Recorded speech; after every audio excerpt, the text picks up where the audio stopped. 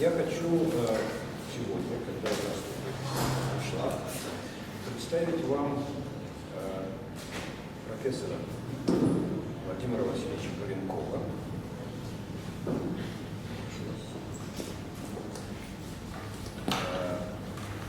Вот он выходит, прочтет вам лекцию, но, слушая эту лекцию, вы немножко должны представлять себе, что эту лекцию читает человек. Много лет, уже 40, наверное, 40 лет, занимается проблемами искусственного интеллекта, интеллектуальными системами, вырастил кучу учеников в своем, как он сейчас называется, ГУИ, да? ГУИ. И при этом, опять же, вы меня поправьте, если я что-нибудь совру. На протяжении нескольких лет 3 группы студентов, которых готовил Владимир Васильевич, практически целиком уезжали работать в ведущих центрах IT-сферы мира. Беларусь, как собственных ньютонов и быстрых разумов, потомок быстрых разумов Ньютонов рождать способна, но было бы еще очень здорово, если бы мы могли находить применение мозгам, идеям в нашей стране. И даже когда мы пытаемся организовать возможность поделиться свежими, фундаментальными, основательными идеями с широкой публикой, с широкой общественностью, мы далеко не всегда понимаем, что эксклюзив — это что-то такое очень ценное, важное и так далее. Ну и сегодня, по-моему, тема, которая будет здесь звучать, имеет принципиальное отношение для самоопределения нашего будущего. Я сейчас не буду раскрывать эту установку свою, я об этом буду говорить завтра в аналогичной ситуации в своей лекции, но я буду говорить скорее о гуманитарных аспектах этих вещей, а вот, собственно, содержательную сторону этого, я думаю, мы услышим сегодня от Владимира Васильевича. Значит, уважаемые коллеги, давайте так, поскольку сегодня у нас почти семейная, такой, так сказать, локальная беседа, значит, я могу, как бы, так сказать, не с трибунным таким стилем говорить. Значит, и давайте мы сделаем следующее. У меня вот презентация на слайдах, она доступна, она вот есть на наших интернет-ресурсах, я их назову. Вот эти слайды все есть, их много. Значит, мне так сказали, что неплохо было где-то около часа, чтобы я что-то говорил, а потом где-то около часа, там, академического, астрономического, неважно, значит, какие-то вопросы, ответы там и так далее. Так вот, для того, чтобы уложиться в этот час, затронув все эти аспекты, это будет как бы немножко, так сказать, может производить впечатление поверхностности, да? Но давайте так, я оглашу основные тезисы, основные моменты, основные ключевые, так сказать, положения, касающиеся современного состояния этого всего дела, а уже в вопросах будем вытягивать то, что вам будет интересно. Так сказать, некоторые вещи я буду более подробно комментировать, некоторые менее подробно. Итак, первое. Вот, собственно, вот такая тема, которую я не буду это все озвучивать, тут все есть. Значит, план доклада, вот он будет состоять у меня из где-то около 20 пунктов. Вот здесь есть основные моменты следующие. Я попробую каким-то образом основные моменты отразить в текущем положении дел, вообще в целом в области компьютерных технологий и в искусственном интеллекте в частности, и проблемы. Проблемы, имеется в виду, которые связаны с развитием проблематики искусственного интеллекта, в чем они, собственно, заключаются. Вот. На самом деле там не так все просто, но и не так все сложно. Значит, вот это продолжение. Так, 18 пунктов, вот они здесь все есть. Основной ключевой пункт, кроме всего прочего, вот 12-й, обратите внимание, что такое смысл. Вот я на нем попробую остановиться немножко более, имеется в виду формализация смысла. Поскольку это является ключевым моментом и вот, современного состояния искусственного интеллекта и вообще, так сказать, я думаю, что место, которое позволит развязать очень многие узлы. Итак, дальше. Итак, цель. Рассмотреть проблемы, препятствующие развитию рынка интеллектуальных систем. Особо отмечу то, что эти проблемы лежат далеко не только в научной плоскости, хотя в научной плоскости тоже они там кое-что лежит. Но на самом деле это в основном методологические, общечеловеческие аспекты и так далее. Человечество должно созреть в целом и осознать то, что, в общем-то, проблематика создания интеллектуальных систем является в некотором смысле вызовом, который требует пересмотреть вообще, ну, как ли мы к таким сложным проблемам подходим и что нам нужно самим посмотреть. Здесь проблема сложная, но она не настолько сложная, чтобы считать ее трудно решаемой. Итак, наступил период, вот тут особо, развития информатики в целом, искусственного интеллекта в частности, когда возникает опасность за эйфорией очевидных успехов не заметить существенных накапливающихся проблем, которые обусловлены высоким уровнем наукоемкости и междисциплинарности разработки сложных компьютерных систем, не только интеллектуальных. И эти проблемы, в частности, проявляются, мы так условно называем синдром вавилонского столпотворения, синдром иллюзии благополучия, кавалерийской атаки и так далее. Вот это все достаточно бурно присутствует в современном состоянии всего этого процесса.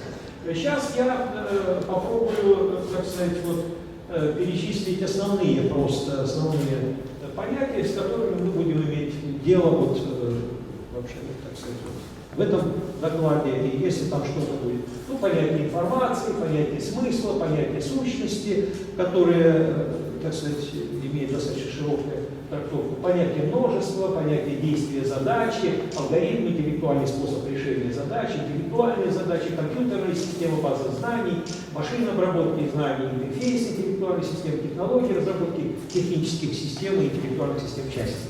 Вот это то понятийное поле, в котором мы будем сейчас работать. Итак, анализ текущего положения дел в области разработки традиционных компьютерных систем. Ну, наряду с очевидными достижениями, очевидными, так сказать,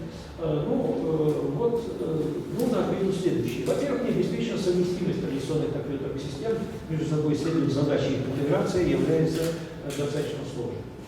Не обеспечена трудоемкость.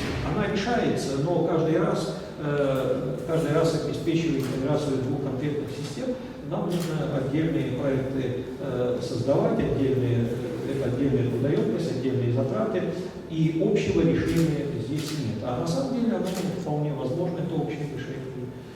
То есть нужна соответствующее устройство этих систем для того, чтобы их можно было регулировать.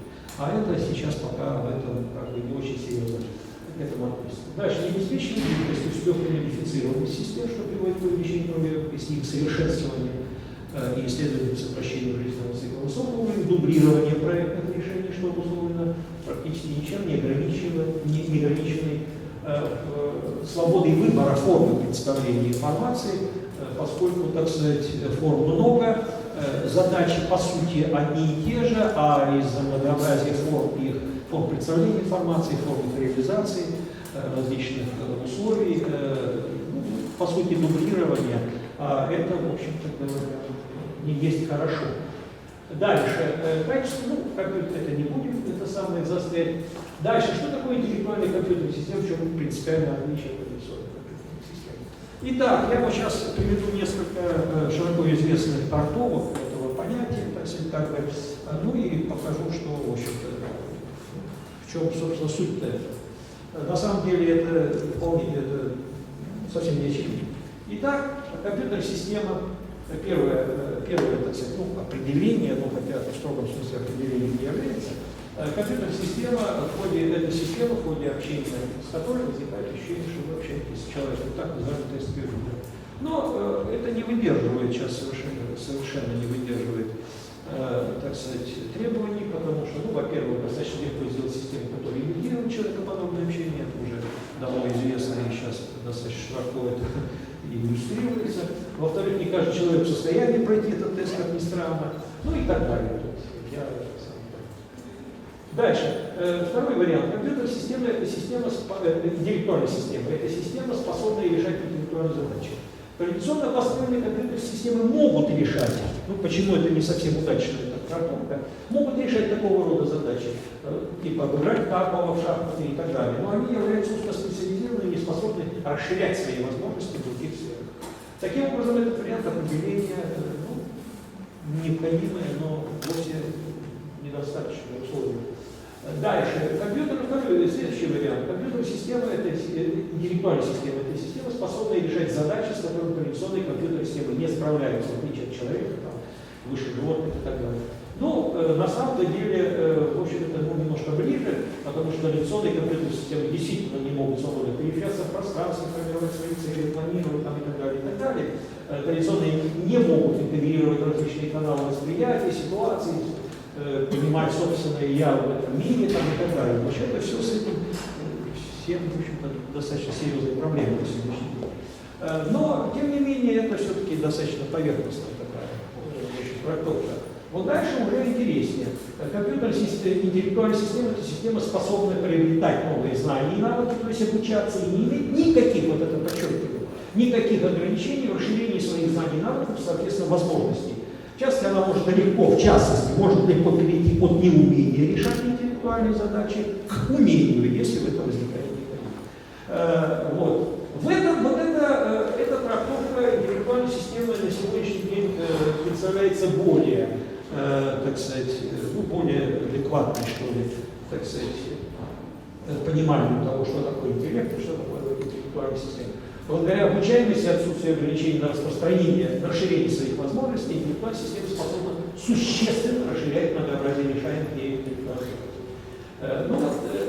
Эта трактовка выглядит наиболее удачной на сегодняшний день, но она рассматривает интеллектуальную систему как бы с позиции внешнего поведения, то есть как черный ящик, и в этом смысле не раскрывает как бы внутренний суть. Но следующая уже трактовка, она более в этом смысле белее этого черного ящика.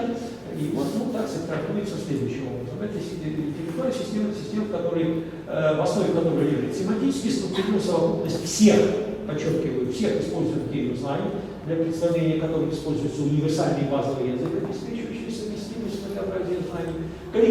Второе, коллектив предметно независимых, и в этом смысле универсальных информационных агентов, которые работают над хранимыми в памяти знаниями и взаимодействуют только через эту общую память и обеспечивают решение любого вида задач, в том числе, но не только. Другими словами, интеллектуальная система – это система, основанная на знаниях и предметно независимых универсальных механизмов решения задач. Это как бы уточняет внутреннюю структуру системы. Другое дело, что такое база знаний, что такое те самые агенты, работающие над этими знаниями и так далее. Это уже дело, собственно, работы и уточнения этих всех вещей. Переход от традиционных компьютерных систем к интеллектуальным является абсолютно логичным этапом их эволюции то есть компьютерных систем, и направлен не только на повышение качества, в частности, на расширение класса решаемых задач, но и на повышение эффективности самой технологии их разработки. За счет чего? Обеспечение совместимости интеграции, существенное расширение мощности библиотек многократно используемых компонентов, сокращение трудоемкости сроков проектирования, существенное повышение уровня гибкости и так далее. Дальше, зачем нужны, собственно, интеллектуальные системы? Совершенно очевидно, что, я подчеркиваю, интеллектуальная система – это не что-то такое вообще непонятное, это просто логичный, естественный этап эволюции, совершенствования современных компьютерных систем, которые надо, с использованием разработки которой возникли целый ряд проблем, о которых я говорил, в частности, это только начало перечисления этого перечня, этого списка, но, так сказать, интеллектуальная система просто другая архитектура, другая организация компьютерных систем, которая обладает более большая эффективность вот с точки зрения тех критериев, которые я перечислял. Ну и не только. Итак, нужны интеллектуальности для существенного повышения уровня автоматизации человеческой деятельности, потому что современные компьютерные системы имеют какие-то ограничения, хотя бы в рамках интеллектуальных задач тем самым. И дальше для перевода современных информационных компьютерных технологий в целом на принципиально новый, более совершенный уровень, когда трудоемкость разработки новых систем, обладающих более высоким качеством, становится ниже. Вот это вот очень важно. Поехали дальше. То есть это никакая не фантастика, никакая такая вот игра ума и, так сказать, попытка моделировать человека, боже упаси. Известные родоначальники, так сказать, кибернетики заявляли, я не буду называть фамилии, потому что копировать человека не надо, это делают двое влюбленных человек, людей получают от этого огромное удовольствие. Не надо копировать, надо делать нечто лучшее, совершеннее в тех вопросах, где человек как-то не обязан быть совершенным. Нас же не удивляет то, что современные компьютеры быстрее считают человека. Раньше умение считать и более быстро считать являлось высшим проявлением интеллекта, сейчас это уже не так, и так далее, и так далее. А зачем человека загружать, перегружать архивными какими-то вещами, которые компьютерные системы делают значительно более эффективно. Сейчас же распознавать многие образы уже системы более эффективно делают, чем реальные люди и так далее. То есть не надо здесь думать, что тут все уж такие, что человек абсолютно идеален. Идеален в том смысле, что он всемогущий и умеет делать лучше, чем какая-то, так сказать, техническая система. Вовсе нет. Нас же не удивляет то, что мы ходим медленнее самолеты или не умеем летать по воздуху. Да, почему-то это не удивляет, а почему-то вот здесь включаются какие-то эмоции, что как-то так, вторжение, да, что-то так непонятно. Итак, анализ текущего положения дел в области искусственного интеллекта показывает, что наверное очевидно с впечатляющими результатами есть вот некоторые нюансы, которые требуют серьезного пересмотрения. Это рабочие моменты, но тем не менее надо знать и надо эти проблемы как-то фиксировать. Итак, первое. Технологии искусственного интеллекта не ориентированы на широкий круг разработчиков интеллектуальных систем. Каждая интеллектуальная система, и ранее даже экспертная система, это плод труда все-таки лицеголовых. Это уже люди, которые вот уже не каждый может это делать. То есть широкий круг инженеров не в состоянии, их надо очень серьезно готовить для этого. Отсюда номенклатура и многообразие таких систем выглядит весьма скромно. Дальше. Велики сроки разработок и, соответственно, велика трудоемкость их сопровождения. Велика степень зависимости технологий от платформ, на которых они реализованы, что является причиной высокой трудоемкости переноса этих систем на новые платформы. Для эффективной реализации существующих моделей и представления знаний моделей решения задач трудно формализуемых. Современные компьютеры, оказывается, плохо приспособлены. Надо думать об архитектурах новых компьютеров, но не просто так, давайте-ка мы эту новую архитектуру придумаем, вот мы великие. Надо сделать так, чтобы эта новая архитектура действительно решала вот эту проблему, чтобы эффективность интеллектуальных систем, она действительно повышала, а не просто демонстрировала возможности и умение придумать что-то новое. Надо, чтобы выполнялась эта задача. Дальше. Современное состояние в области проектирования интеллектуальной системы своего рода представляет собой, как уже говорилось и по поводу вообще других технологий, вавилонское столкновение самых различных моделей, методов, средств, платформ и так далее, которые, скажем так, об интеграции которых серьезных размышлений нет. Только сейчас говорят о необходимости построения общей теории интеллектуальной системы, Common Theory, Intelligent Systems, конференции уже какие-то начали проводиться, но это только вот сейчас только началось. Отсутствует подходы, позволяющие на универсальной основе интегрировать научные практические результаты. Интегрировать, объединять эту общую теорию. Отсутствует унифицированное решение проблемы семантической совместимости, отсутствует методика конструктивного использования опыта завершенных разработок, что порождает тоже высокую степень дублирования различных компонентов. Это не только в традиционных компьютерных системах, но и в этих системах то же самое происходит. Отсутствует унифицированная методика совершенствования различных структурных уровней интеллектуальных систем в процессе сопровождения и обновления интеллектуальных систем часто приводит к разработке высказывания различного рода заплаток, которые устраняют не причины недостатков, а только некоторые следствия этих причин. Вот, ну, это, в общем-то говоря, многие вещи, они очень напоминают и другие технические области, но тем не менее, увы, это так. На самом деле, еще правительство рынок – это нормальная вещь. Почему спрос на интеллектуальную систему превышает их предложение? Собственно, в чем? Почему высокий уровень потребности, достаточно высокий уровень научных результатов? Нельзя умалять, потому что великолепные есть конкретные теории логического уровня, теории рассуждений, теории мягких и нечетких вычислений, там многое другое. Теория распознавания великолепно развита. Все это есть, но вот интеллектуальной системы нет. Ну, по той причине, о которой я уже сказал, да? В большом количестве. Вот почему это так? Потому что отсутствует, ну, в первую очередь, так сказать, практический момент. Отсутствует широкий контингент подготовленных инженеров. Их просто никто не готовит, и появиться они просто неизвестно откуда не в состоянии. Просто их надо порождать, их надо формировать. А с этим делом, в общем, совсем не так. Вот когда я 21 год тому назад столкнулся с тем, что я вынужден был на эту тему подумать, то ужаснулся то, что вообще это как бы, ну, скажем, передний край в том плане, что это целина современного технического образования, в том плане, что опыта такого рода в мире вообще нет. Потому что 21 год тому назад была создана специальность искусственный интеллект, она так и называется. Кафедра была открыта, и я вот задумался над тем, а что, собственно, кафедра должна делать, кого она должна порождать, кого она должна готовить. Инженеров. А что для этого нужно? И вот там проблемы не пошли. Итак, дальше. Для формирования такого контекста что должно быть?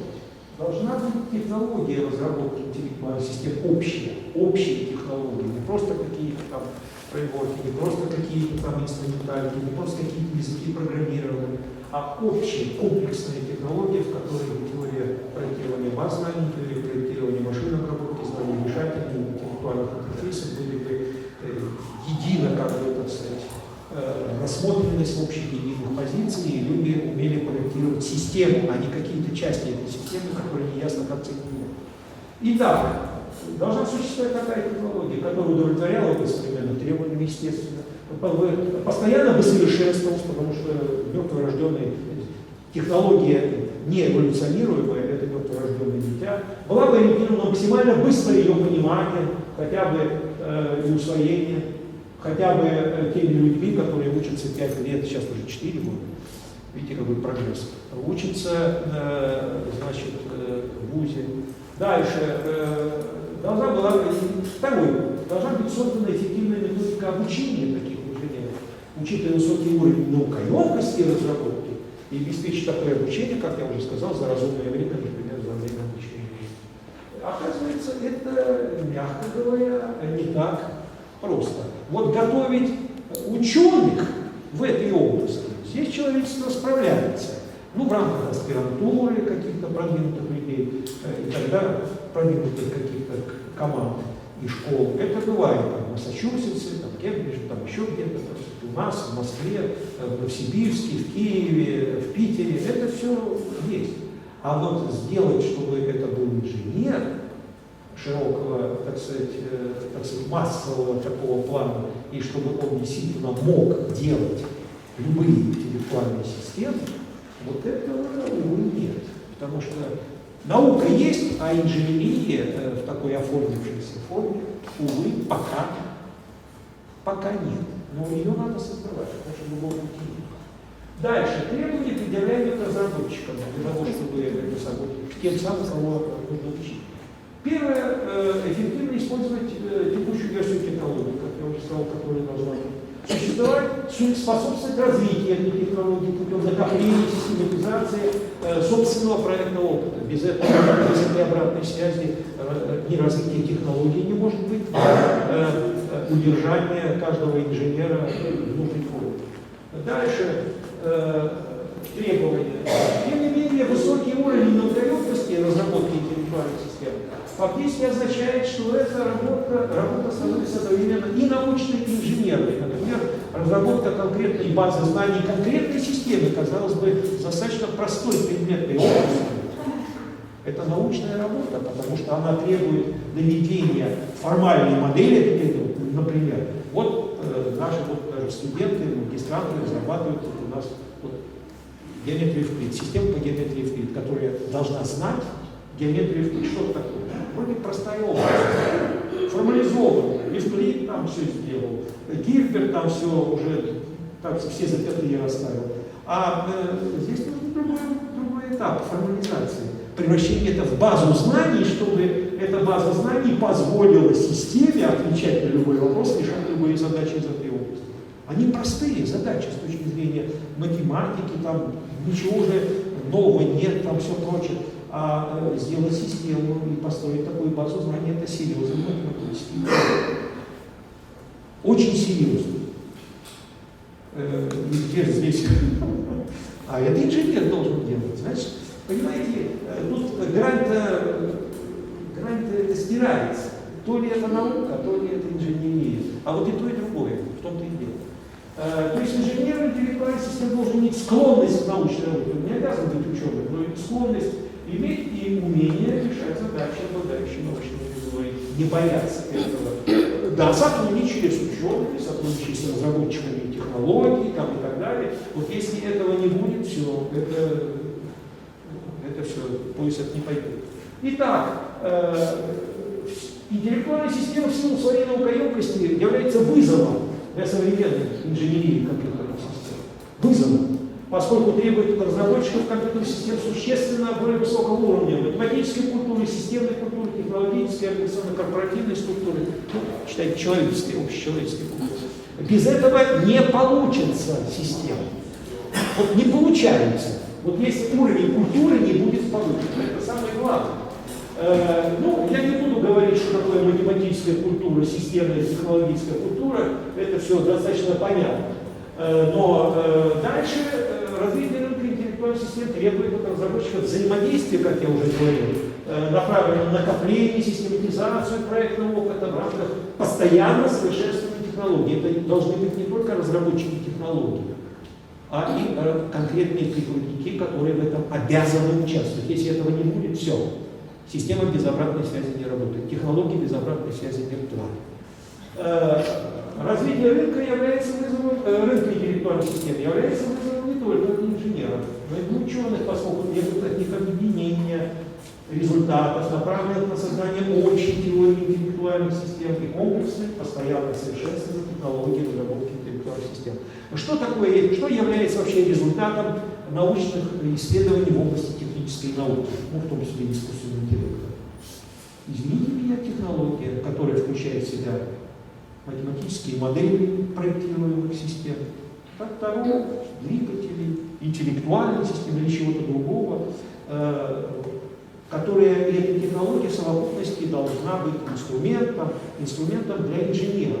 Наука должна дать инженерам технической науки, я технической науки говорю, инструмент для инженеров, которые способны этим инструментом владеть и не быть супер яйцеголовыми для того, чтобы преодолеть вот этот вот интеллектуальный барьер пользователя, эффективного пользователя этой технологии. Вот это задача науки, и она должна это осознавать. Просто там исследовать какие-то модели, вот давайте подумаем на то, что такое вот рассуждение. Ну давайте. А что до инженеров это должно дойти, эти результаты научных учений, они должны конструктивно воплотиться в какие-то части технологии, которыми инженер может воспользоваться. Реально. А не становиться ученым, что абсолютно невозможно. Значит, требования предъявляемых пользователям. Оказывается, то, что сейчас сейчас называется компьютерной грамотностью для современных систем, и грамотность для пользователя интеллектуальной системы совсем разные вещи. Потому что пользователь интеллектуальных систем должен все-таки чувствовать общую картину мира и принципы формализации этой картины мира, иначе он не будет эффективно взаимодействовать с ним. То есть он должен быть немножко иметь большую математическую, формалистическую культуру и так далее. Требования, предъявляемые к технологии разработки, ну вот понятно, минимизация трудоемкости разработки, высокого обеспечения, ну понятно, компонентный модульный характер разработки, платформенная независимость проектирования, то, что я уже говорил, создание комплекса интеллектуальных систем, обеспечивающих информационную поддержку, автоматизацию проектирования, снижение стартовых требований к разработчику, обеспечение совместимости, гибкости разрабатываемых систем и так далее. Вот сейчас я подхожу к самому главному, к эпицентру, так сказать, существу дела. Что для того, чтобы решать все эти проблемы, оказывается, эпицентром решения всех этих проблем является формализация смысла. Смысла информации, смысла задачи и так далее. Вот, и вот здесь-то вот самый главный дело, который завязан. Вообще над формализацией смысла думали многие люди, в частности, один из моих учителей, Виктор Владимирович Мартынов, это белорусский лингвист, который был автором, является автором универсального семантического кода, так называемого, и очень почитался и почитается, но он ушел из нашего мира, вот, как раз в день своего 90-летия, да? И, так сказать, вот, его цитата, вот его фраза просто: всякая мыслительная деятельность, не только научная, использует внутренний семантический код, на который переводит с естественного языка, на который переводит и так далее. Поразительная способность человека к идентификации огромного множества структур различных фраз с одинаковым смыслом и способность запоминать смысл вне этих фраз убеждает нас в этом. Ну, про смысл и вообще про формализацию смысла и вот суть универсального семантического кода, который ну, вот, мы тоже закладываем в основу своих работ. Ну, и тут можно очень много говорить. Понятие внутреннего языка, представление информации в рамках уточняется следующим образом. Смысловое представление, я не буду сейчас, я очень бегло повторю, это знаковая конструкция, изоморфная своему смыслу. Это смысловое представление. Что такое смысл, это еще отдельная песня. Да? Смысловое представление выполняет только когнитивную функцию, используя, но никакую не коммуникативную. Поэтому имен нет. Есть только знаки, которые выполняют только одну функцию – обозначать все. Ну, это все достаточно, так сказать, тонкие знаки, не имеют внутренней структуры, исключается синонимия, то есть дублирование знаков. Тексты становятся нелинейными, то есть графовыми, поскольку каждый, так сказать, знак, а ничего кроме знаков в этой конструкции, в смысловой конструкции нет.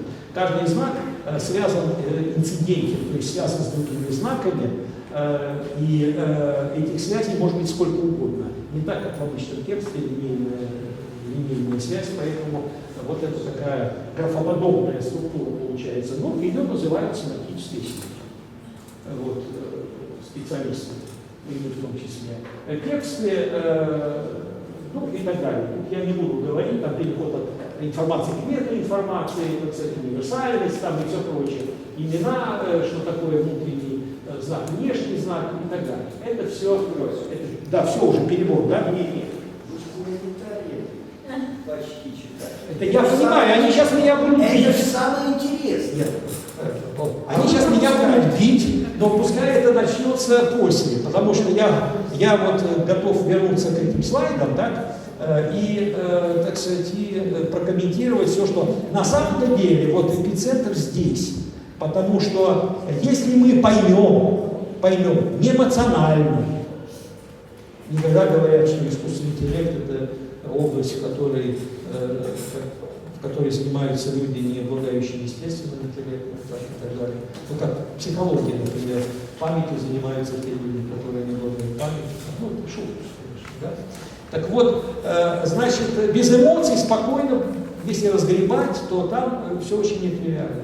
Все очень нетривиально. Но если мы поймем, что такое смысл, как его формализовать, и что такое, так сказать, как его представить в памяти компьютера, вот мы, например, вот на этом основываем свою технологию, да, которую я немножко расскажу, да, значит, вот тогда развяжутся очень многие условия, связанные с совместимостью и с многократностью использования компонентов, и с дублированием и так далее, и так далее. Вот это все, но это как бы уже научная составляющая.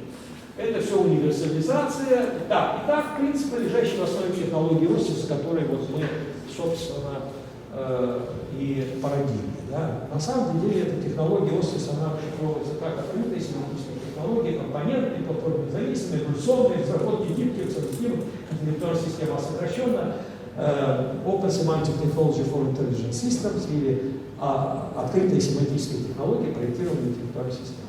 Вот, значит, на самом-то деле, вот то, что я говорил, инженерное образование в этой области должно основываться на постоянно совершенствуемой, и этих инженеров, готовящихся, надо учить не только тому, как пользоваться этой технологией, а как участвовать в ее совершенствовании, в постоянном совершенствовании, потому что и органически.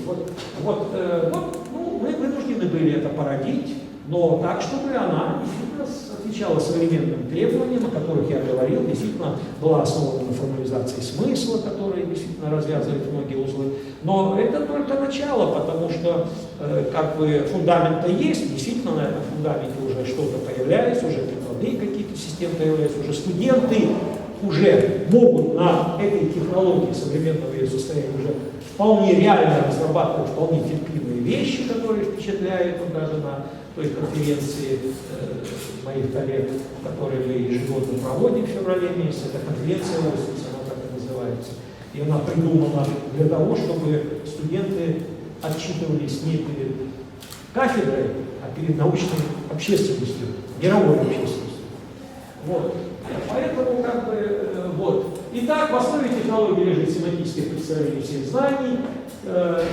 Вторая технология представляет собой технологию компонентного модульного платформенного независимого проектирования интеллектуальных систем.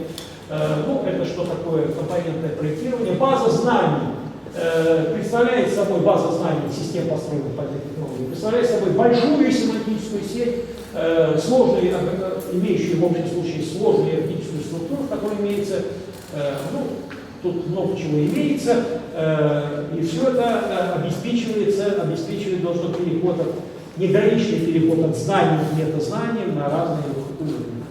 Об этом я с удовольствием готов говорить хоть долго.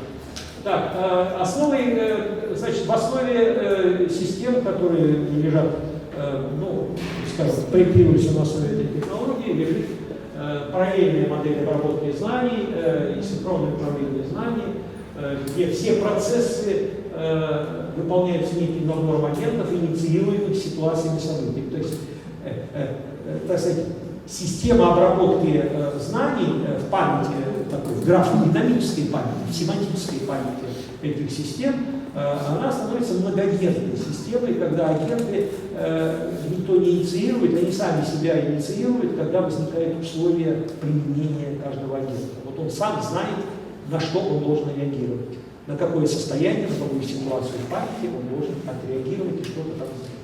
Вот, ну, примерно вот такая архитектура, понятно, графодинамическая семантическая память, агенты различного рода, внешние среда, если речь идет о рецептах,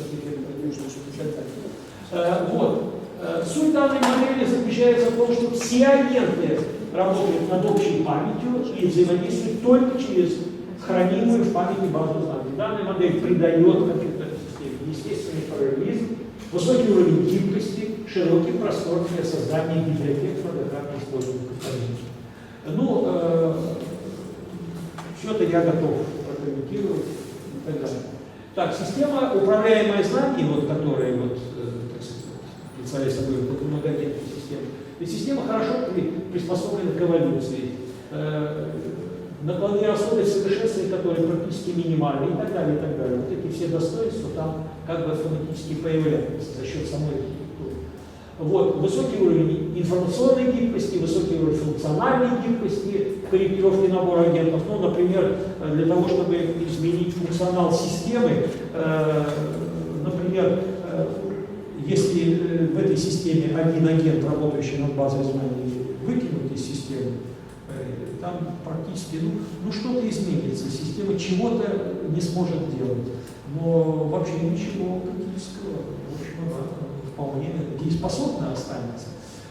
Добавить вообще никаких проблем, там, как это самое, добавил, ну, все работают, добавление, никаких корректировок, связанных с интеграцией этого нового агента, не возникает никаких, и так далее, и так далее. Вот, так. Открытый характер доступности я не буду долго комментировать, просто это связано с тем, что технология должна совершенствоваться постоянно, а для этого она должна быть доступна. Вот и все. То есть вот это вот тоже в таком организационном плане такой очень важный пункт, потому что open source технологии это штука очень непростая. Очень непростая. Чисто в организационном плане. Вот, ну и, как я уже говорил, любую компьютерную систему, в том числе и ту, которая вообще пока не решает интеллектуальную систему, можно построить на основе этой технологии, но это предоставляет системе оперативной основы для развития, как я уже говорил. Ну, по технологии интеллектуальных систем можно строить любую современную компьютерную систему, но она при этом приобретет принципиально новые качества. Гибкость, так сказать, легкую модифицируемость, снижение накладных расходов на реконструирование и так далее. Дальше, вот и то, что я говорю, вот это, так сказать, таким образом компьютерная система, разрабатывая по этой технологии, становится новым поколением компьютерных систем, независимо от того, какие задачи они решают, но при этом обеспечивает совместимость, платформенную зависимость, гибкость, адаптивность, обучаемость и так далее, способны приобретать и расширять собственные знания, навыки и так далее. Текущее состояние технологии, ну, я не буду это долго комментировать, это тут просто перечислено, что уже сделано, что разработано, это я готов потом, если нужно, прокомментировать. Накоплено, разработано. Направление перспективы развития самой технологии, ну вот это вот некоторые вещи я прокомментирую. Семантическая модель понимания внешней информации, то есть текстов поступающих, ну это как бы вот это ладно. Особо подчеркнем, что этапы понимания информации, поступающей извне, ну, они достаточно конструктивно могут быть решены, потому что сами внешние тексты, они тоже могут быть объектами описания и могут быть описаны с помощью семантических сетей, с помощью смысла. То есть смысловым языком можно описать все, что угодно, в том числе и другие тексты, не являющиеся смысловыми текстами. То есть, например, тексты естественного языка, изображения, в конце концов, и так далее. И это дает возможность теми же самыми средствами решать вопросы синтаксического анализа и переходить от результатов синтаксического анализа к формированию смысловых информационных конструкций, которые эквивалентны, семантически эквивалентны исходному тексту. И наоборот. Если речь пойдет о синтезе внешних текстов на основе, так сказать, какого-то являющегося результатом вывода какой-то информации из базы знаний. Вот, разработать унифицированную логику семантические модели естественно-языковых интерфейсов, как я уже говорил. Тут это все понятно, как делать, но надо делать. Дальше, перейти от атомарных вот таких интеллектуальных систем к коллективным систем, то есть к таким распределенным системам. Это понятно, как делать, но это нужны модели, нужны средства, нужна уже коммуникация между самими этими интеллектуальными системами, ну и так далее. Там очень понятно, что делать, но это уже и, собственно, опыт есть в современных системах решения этих вопросов, но это другие системы, другие принципы, и по-другому эти задачи будут решаться. Вот, расширить многообразие программных реализованных планов. И самое интересное для меня, по крайней мере, это разработать семейство ассоциативных семантических параллельных компьютеров, которые должны быть более эффективной базой для реализации систем, построенных, спроектированных по этой технологии. Потому что, как я уже говорил, современные компьютеры явно не способны быть эффективной платформой для реализации интеллектуальных систем. Как это архитектурике компьютеров понятно, что делать понятно, нужно взять и спроектировать. Там ничего сложного нет, в принципе. Самое главное вот для современной микроэлектроники четко поставить задачу. Задача понятно, как ставится. Вот нужно ее решать. Пока нет желающих решать. Я-то готов, но меня одного мало. Да, ну вот это тоже, я говорю, вот, так сказать, некоторые комментарии по поводу этого семантического компьютера. Вот, перспективы применения технологий, я не буду говорить там о различных направлениях системы, более интеллектуальной системы автоматизации проектирования, обучающей системы. Вот это вот очень важно, вот, ну, так я условно говорю, это порталы научных знаний. И вообще говоря, когда мы будем говорить о формализации смысла научных знаний вообще, это может быть основой для перехода, ну понятно, что это не через 10 и не через 20 лет, это немножко попозже будет все-таки, но я думаю, при жизни уже наших учеников, когда уже наука сама приведет уже другие формы организации, когда уже публикации научных результатов должны осуществляться все-таки в смысловой форме, а не в той форме, которую можно интерпретировать немножко в разном ключе, потому что наука — это прежде всего наука, особенно формализованная наука, где уже математический аппарат работает, это все-таки точные знания. И как даже в случае какой-то неточности, как говорит известный специалист в области нечеткой математики Лотфи-Заде, о нечеткостях надо научиться говорить четко. Вот это и есть настоящая наука в этих вопросах. Так, ну вот в глобальном смысловом пространстве, робототехнические системы, ну вот специальность искусственного интеллекта, формальные вещи.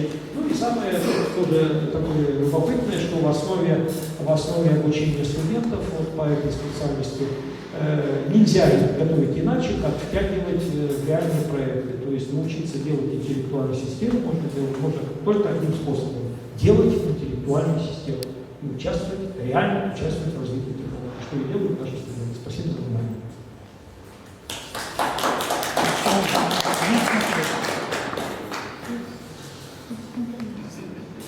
Я не знаю, вопросы, комментарии, замечания.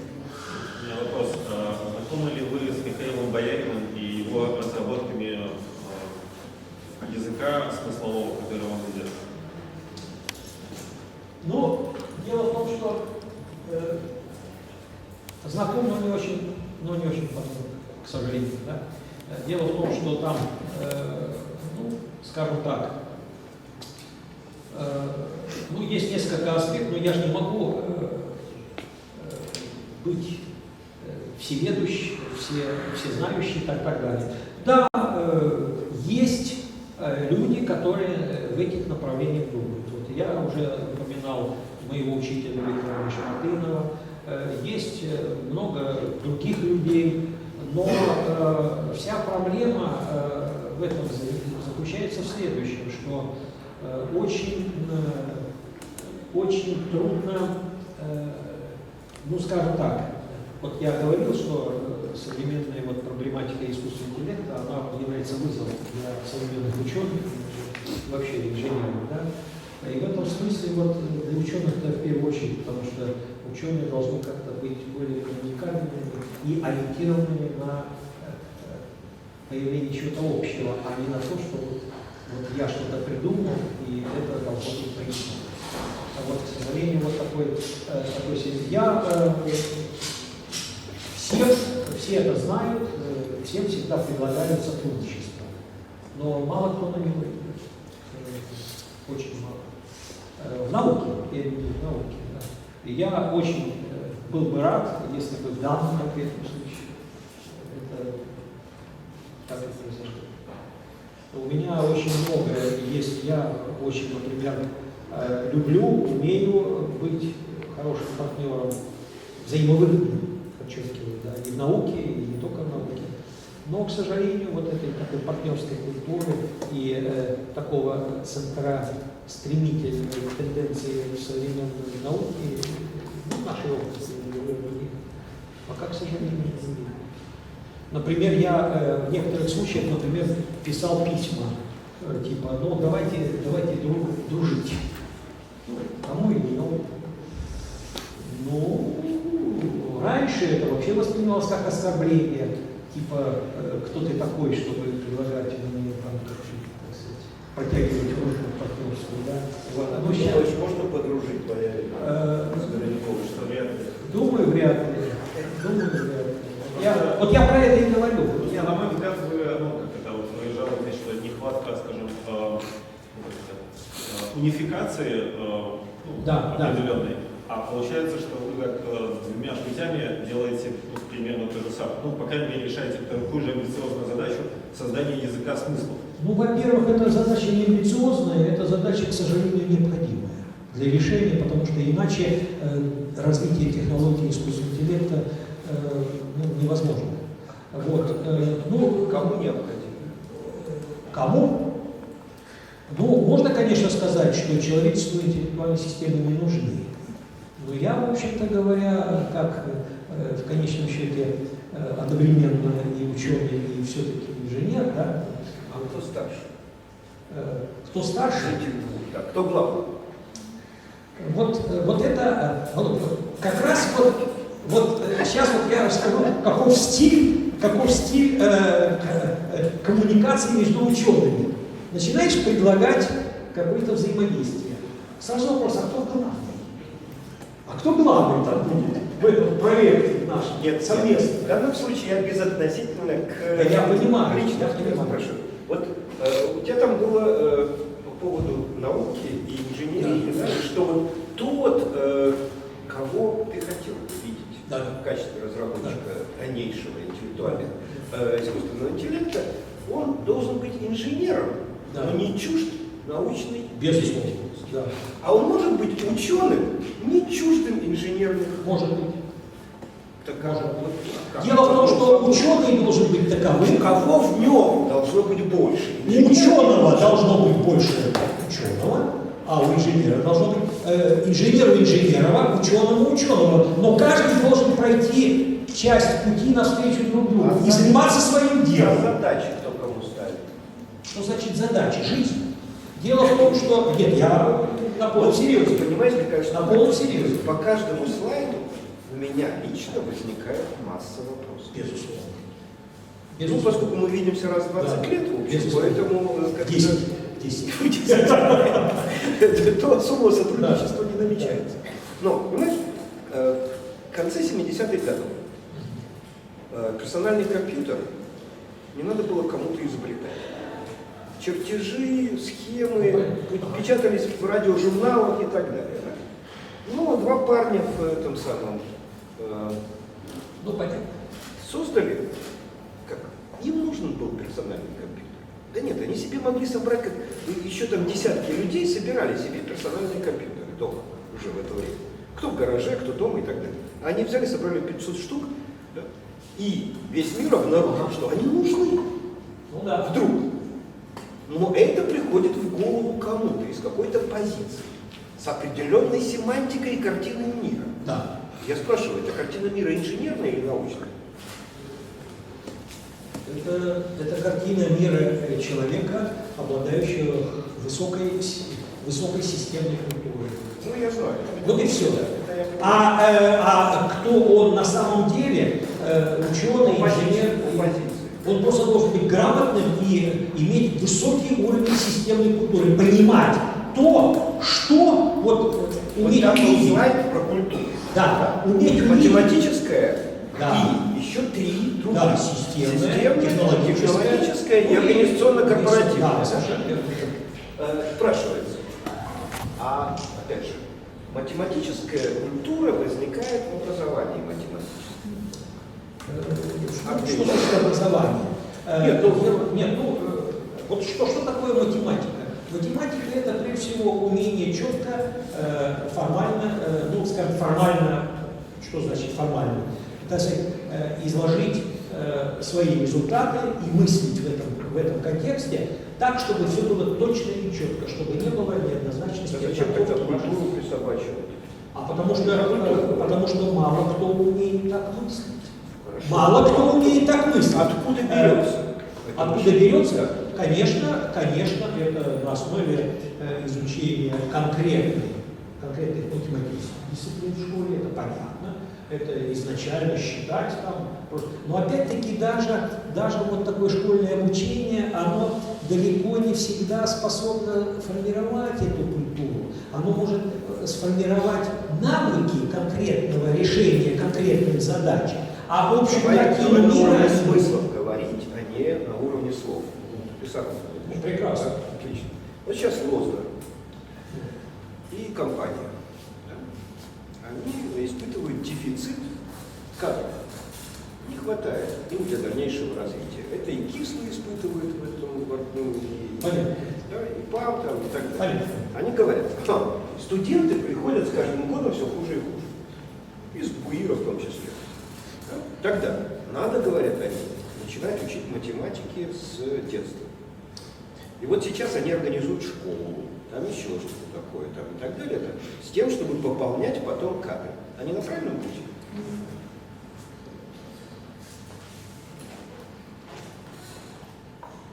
Однажды, это было давно... Я сейчас не ответил. Я не ответил. Ты уже готов.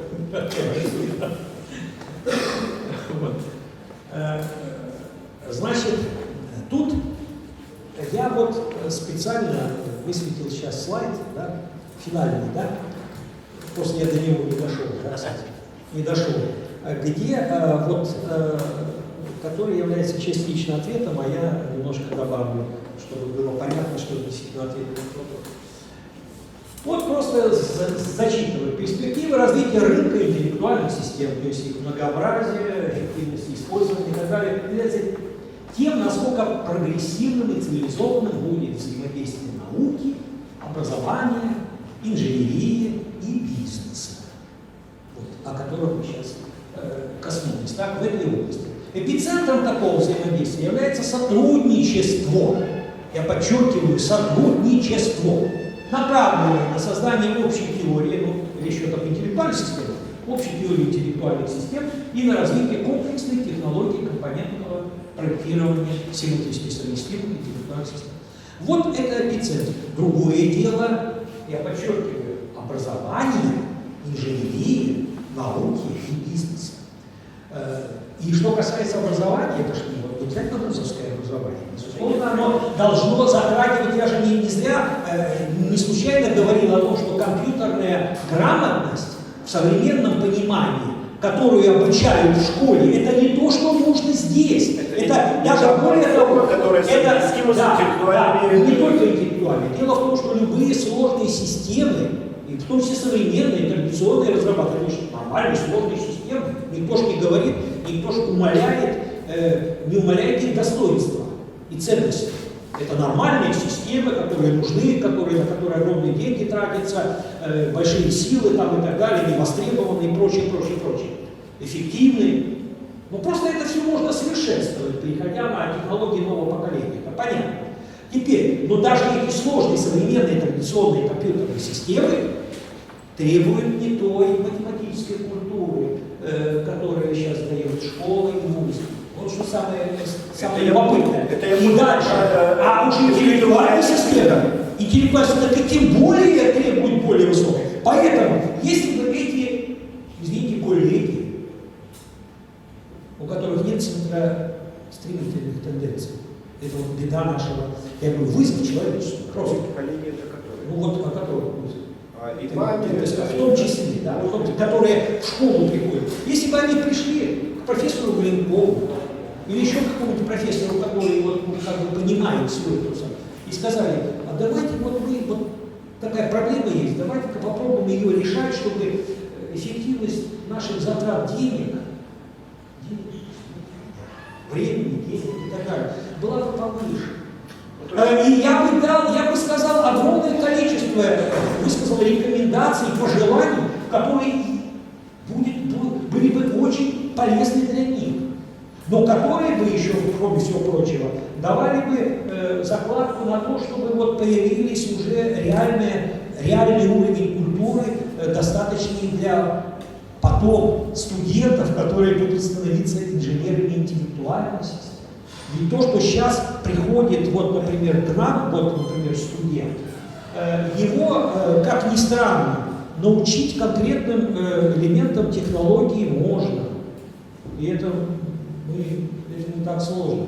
А вот культуре, математической, системной, технологической и даже тем более корпоративной культуре, умение работать в команде, ох, как непросто. Их надо научиться мотивировать, заинтересовывать, научиться работать именно на стыке науки и инженерии, понимать, что это все-таки мозгами еще надо работать, еще надо какой-то математический такой взгляд иметь на эту разработку и так далее.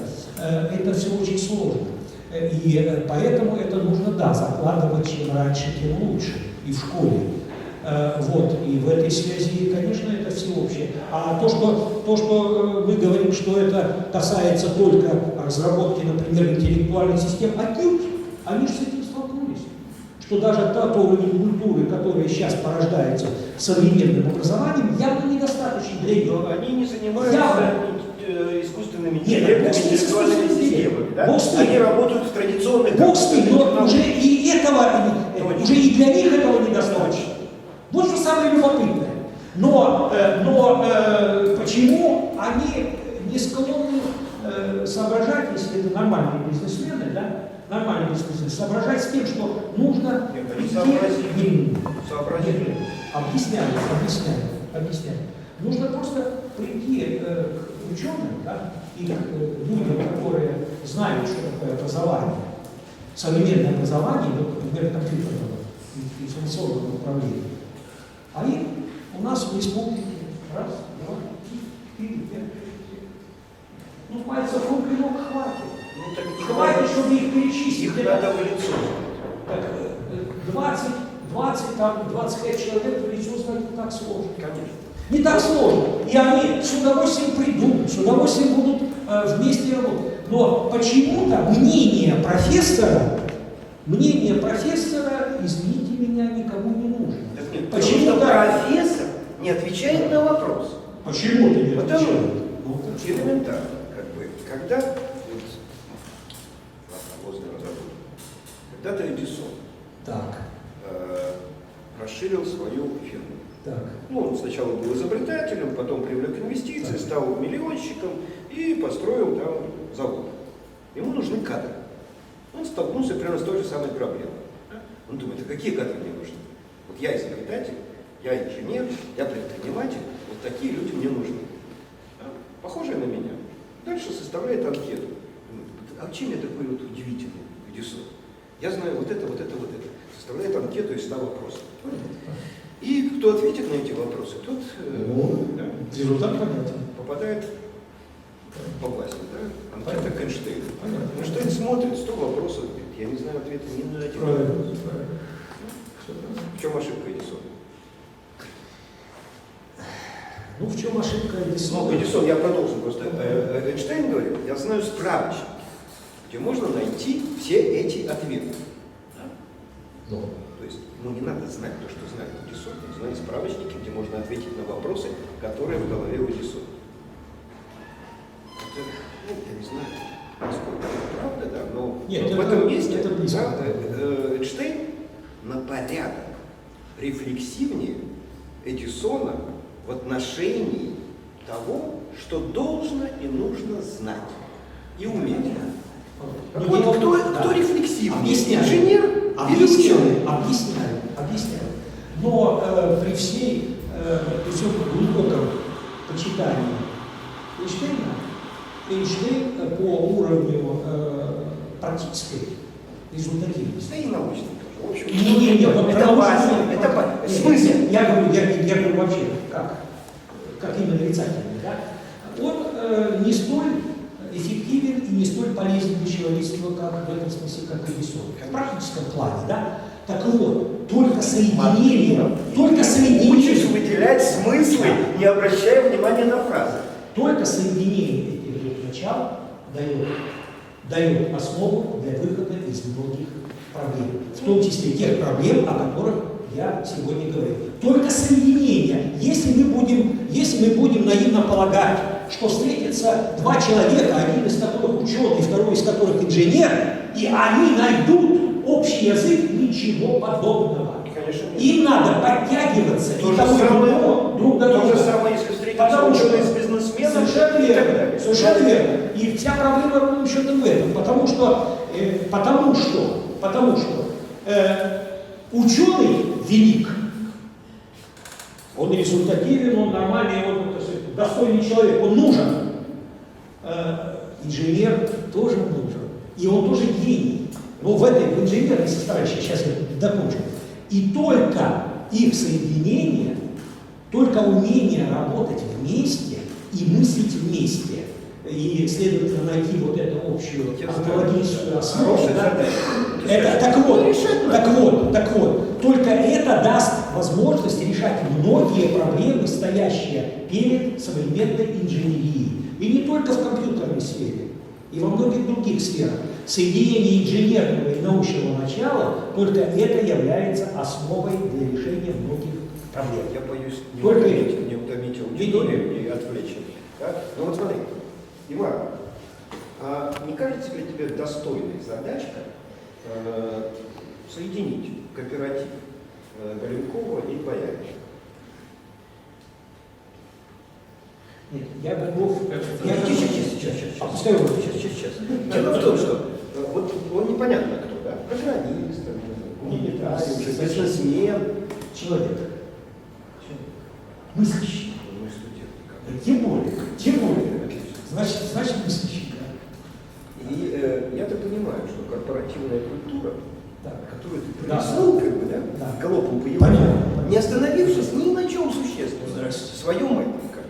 Ну, конечно, надо же было дойти Да. до 18-го пункта. Да. Как бы. Да. Поэтому, но корпоративная культура, организационная корпоративная культура, во многом в том и состоит, что математиков, системщиков, технологов и так далее, да, Совершенно верно. построить Да. в нечто, Да. подобное системе с неаддитивностью Да. системы, Да. то есть, чтобы эффект Да. был больше, чем сумма составляет. Совершенно верно. Это и есть переход количества в качество. Не всегда. Нет, это в системном. В системном неаддитивность. Совершенно верно. Да, эмерджентный. Эмерджентный эффект, все правильно. Все, вы поняли. Так. Можем мы задачку попробовать решить в рамках летучего университета? Нужно попробовать. Не знаю, что получится. Вот я успокоился пока. Да, хорошо. Вопросы, другие вопросы Да. есть? Владимир Васильевич. Еще вопросы есть? Да, скажите, а в чем актуальность вообще для вас вот этой системы? Не понял, еще раз. Именно для вас. Актуальность чего? Ну вот создание такой интеллектуальной системы. Какой такой имеется в Ну виду? вот как вы описываете, как вы ее видите в идеальном состоянии. Но у нас есть технология и множество интеллектуальных систем, которые будут разрабатываться на ее основе. Да? И сама технология оформляется в виде некой тоже интеллектуальной системы, которая является своего рода интеллектуальным сапром этих порождаемых ею интеллектуальных систем. Понятно, да? Это метасистема. Вот в этом смысле, да? Вот, если вы говорите об этой интеллектуальной системе, которая является средством порождения прикладных интеллектуальных систем, да, это главное мое детище, и я считаю, что это как бы является самым сильным результатом, если она не просто будет сделана, но она уже живет. Но самое главное, чтобы появилась вот некая социальная движуха, когда когда будет расширяться круг людей, которые в этом начинают участвовать. Понятно, это технологические вещи, связанные с организацией вот этого взаимодействия, нужно еще там как-то уточнять и как-то совершенствовать. Они есть, но как бы это понятно. Да. Но самое главное, должно изначально появиться какая-то критическая масса реальных конкретных людей, готовых в этом направлении сотрудничать. Так? Это первый аспект. Что касается тех прикладных систем, которые мы уже сейчас делаем на основе этой технологии, да, и которые являются фактически апробацией этих технологий. Потому что разработка конкретного продукта с помощью какой-то системы автоматизации проектирования, да, это есть апробация этой системы проектирования самой технологии. Понятно, да? Которая вносит, возможно, некоторые совершенствования в саму технологию и так далее. Обратная связь для этого и существует.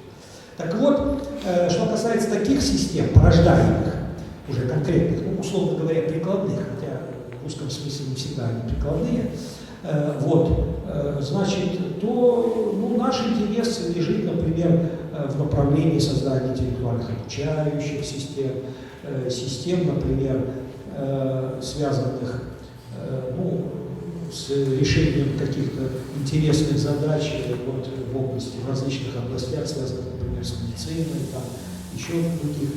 В общем, есть несколько таких направлений, где мы как-то более уже какой-то опыт накопили, да? Но этот опыт уже должен накапливаться уже конкретными людьми, потому что каждый раз, делая конкретное приложение, мы должны становиться как бы специалистами в этом приложении. Например, если вот у меня некоторые друзья, которые занимаются, например, осушенными, например, системами, они говорят, что мы уже, например, осушенная система какого-то конкретного производства, производства, скажем, колбасного, да. Они говорят, так вы уже перестали, вы уже непонятно кто вы колбасники или информатики, понимаете, после того, когда они погрузятся. А это неизбежно должно происходить, потому что сделать конкретную систему, не погрузиться, конкретную, эффективную, даже современную, традиционную, современную компьютерную систему, не интеллектуальную, а даже современную, погрузиться в хорошее, эффективное создание такой системы прикладной, например, осушенной, да, надо погрузиться в эту область, надо стать специалистом в этой области, надо этот шаг сделать, а лучше 2 шага навстречу. И непонятно, кто тогда, понимаете? Вот это тоже очень серьезная вещь. Вы, коллега, получили ответ? Нет. Нет, он молодец. Он честно признается. Лукачев не отвечал на вопрос. Еще раз повтори вопрос. В чем актуальность для вас? Именно зачем вы это делаете? Какой результат вы хотите получить от этого? Это две разные вещи. Ценность вы вкладываете? Ценность в то, что мы делаем? Что хотите получить от этого детища? Что в итоге вы хотите, чтобы потом у вас было? А вот подождите, коллега, а вы слышали, что говорил Олег? Конечно. Вы понимаете, что это ответ ученого? Разумно. Что значит разумно? Это ответ ученого. У ученого главный ответ на все вопросы о мотивации – это мне страшно интересно, это так же занимательно. Тут же куча всяких гитик науки. Вот он вам ответил. Нет, с точки зрения прагматики, понятно, техническая наука, она должна быть все-таки прагматичная в каком-то смысле, да? А на самом-то деле это просто переход, способствование тому, чтобы человечество перешло на новое поколение компьютерных систем. Бабло так сказать. Тогда еще вопрос. Бабло, конечно, профессора сейчас бабло большой заработали. Это понятно. Они же востребованы сейчас, профессора, всем востребованы. И бизнес очень нуждается в них, и образование очень нуждается. Платят безумные деньги. Давай ему спросим, что он хочет узнать? Да. Почему не сразу вы переходите на искусственный интеллект? Почему интеллектуальные системы? А искусственный интеллект, интеллектуальная система, это... искусственный как интеллект как область науки. Если ее характеризовать как науку, но я имею в виду как общее понятие, то есть как систему вы назвали интеллектуальной системой, а искусственный интеллект как сам. Почему вы не перепрыгиваете пропасть в 2 прыжка? Нет. Дело в том, что правильно я понял, что ты различаешь понятие интеллектуальной системы и системы искусственного интеллекта. Ты отличаешь. Да. Я лично считаю это синонимом. Вот и все, вот и ответ. Я считаю, что это одно и то же. По крайней мере, в моем понимании. Я это не поставляю. Еще вопрос, вот вы описали платформу под виде офиса, на которой вы предполагаете разработку. Да. А в чем преимущество вообще? А там огромное количество пунктов этих преимуществ. Самое главное преимущество это то, что снижается трудоемкость, обеспечивается совместимость и, так сказать, и самое главное, так сказать, появляется возможность накапливать проектный опыт, который может быть использован другими. И более того, вот, например, эффективность совершенствования системы в ходе ее эксплуатации может осуществляться не только разработчиками, а самой технологией, когда, например, метасистема, вот та самая материнская система, порождающая другие системы, спокойно, автоматически, даже без ведома разработчика конкретных приложений, будет обновлять, например, версии каких-то компонентов многократно используемых совершенно самостоятельно, ну, ставя, конечно, их известность об этом, и тем самым совершенствуя конкретные дочерние порождаемые прикладные системы. Вот и все. Это совсем другой уровень технологий. Хорошо, ладно, вернемся к вопросу. Смотрите, вы сказали, вы ничем не отличаете интеллектуальные системы от искусственного интеллекта. Я считаю, нет. Искусственный интеллект в целом, ну я могу вернуться к этим слайдам. Искусственный интеллект, ну я думаю, это уже вопрос о терминах, понятий. Да? Искусственный интеллект, ну, обычно трактуется как область науки и техники, да? Связанной с разработкой теории и практики построения интеллектуальных систем. Так, это первое. Второе. Значит, интеллектуальная система, как система, способная решать интеллектуальные задачи и самосовершенствоваться, да, обучаться, то бишь, так, расширяя круг решаемых задач, вот, она является, это понятие является синонимом понятию системы искусственного интеллекта. Нет ничего, Чего? человеческого, скажем так. А зачем человеческое? Я же уже говорил, там же в лекции было как сказано со ссылкой на неназванного отца кибернетики, что не надо очеловечивать машину. Не надо, не надо. Это дело в том, что пускай этим занимается кто угодно, но только не мы. Зачем? Понимаете, дело в том, что увлекаться вот этой стороной, что мы моделируем человека, мы не моделируем человека. Зачем это делать? Не надо копировать. Надо совершенствовать современную технику. Вот есть современные компьютеры, есть. Мы можем что-то в технологии построения этих современных компьютерных систем улучшить. Такое, чтобы их эффективность разработки, их эффективность использования существенно повысились. Можем. И для этого какие-то ассоциации с тем, что происходит у человека, с тем, что происходит у высших животных, ну да, есть такие, потому что это же более совершенные системы, чем современные компьютерные. Понятно, да, это что же система? Ну, спроектированные, разработанные только не надо. Как ответить, да, что искусственный интеллект, ну, скажем, в комплексе своем, это скорее мечта. Ну, это некий ориентир. А вот интеллектуальная система – это та современная, тот современный фронтир науки и технологий, через которые к вот этой мечте человечества в лице Голенкова движется. Это ну, так. Дело в том, что не надо путать какие-то вот такие общие разговоры о том, что такое разум, технический разум, человеческий разум и так далее, и нужно ли вот это все. Это вопросы не для технаря. Я в этом смысле технарь. Да? Я совершенствую технологии, современные компьютерные технологии, используя вот то, что называется методами и средствами искусственного интеллекта, разрабатываем в этой области науки. Все, точка. До свидания. Какое-то упоминание о том, что я порождаю, там, или мои коллеги порождают какие-то человекоподобные вещи, они неуместны и совершенно не имеют никаких оснований. Это никаких оснований нет. Разговоры о том, что навредит это человечеству, не навредит это человечеству, это не наши вопросы. Это не наши вопросы. Навредит развитие в области ядерной физики человечеству или не навредит? Это зависит от людей. То же самое и здесь. Будут создаваться интеллектуальные робототехнические системы, убивающие Homo sapiens. Ну, снова ответ ученых. Это же кто-то будет, костей. это же кто-то будет делать, и это уже не наши проблемы. Как бы. Нет, конечно, мы за в какой-то степени несем ответственность, да? Но как бы, ну, давайте все-таки разделять эти вещи. То, что эти технологии нужны, то, что нужно переходить на новое поколение компьютерных технологий, сомнений ни у кого не возникает. Уже ортодоксальная позиция в этом вопросе, она уже давно уже отбита. Так? Вот.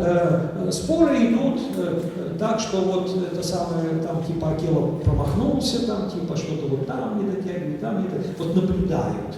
как это все процесс идет. А мы, вот, придурки вроде меня, да, ну, что-то делаем, вот нас критикуют, мы там что-то делаем, там, оправдываемся перед кем. Вот не дотянулись, не допрыгнули, понимаете, вот еще не успели. Нам огромные деньги платят, а мы вот еще не успеваем ничего, понимаете? Ну, не смешно ли это, понимаете, да? Не смешно ли это?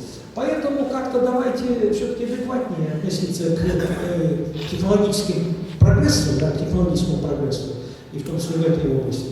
И как-то, ну, как бы с пониманием того, что есть проблемы, которые требуют мозгов и требуют повышения уровня культуры, в том числе и уровня дискуссионной культуры. Вот то, что мы продемонстрировали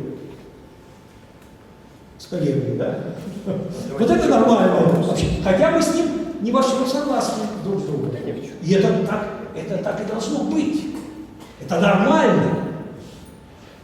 Ваш вопрос или ваш вопрос? Ось, коли я слово «культура» чую, у меня одразу рука тягнется подняться і задати два питання. У рамках літучого університету проводилося дослідження по возникновенню супольності. І була така гіпотеза. Зупольність виникає тільки від супольності. Ну, як все живое від живого і так далі. Так, перше питання.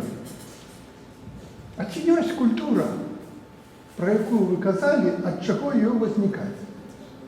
Перше питання. Другое питання. Может быть, сначала... Ні, два.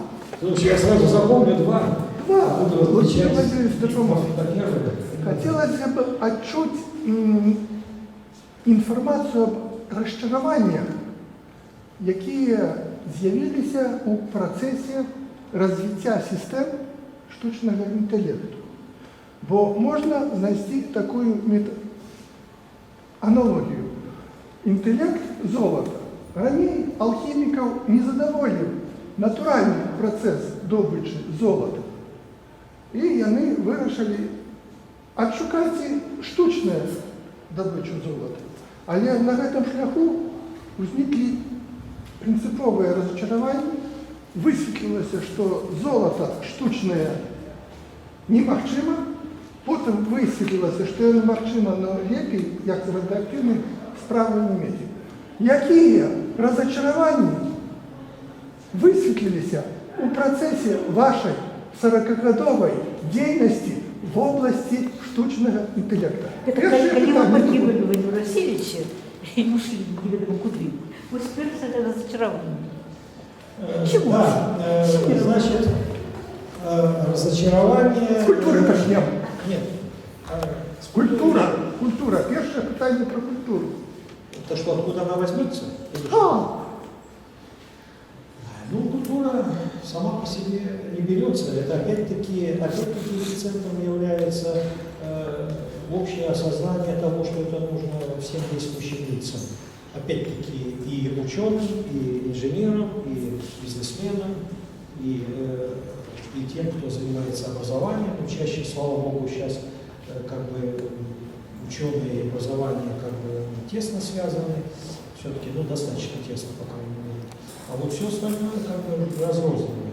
И вот это вот только взаимодействие здесь может понимать эту культуру.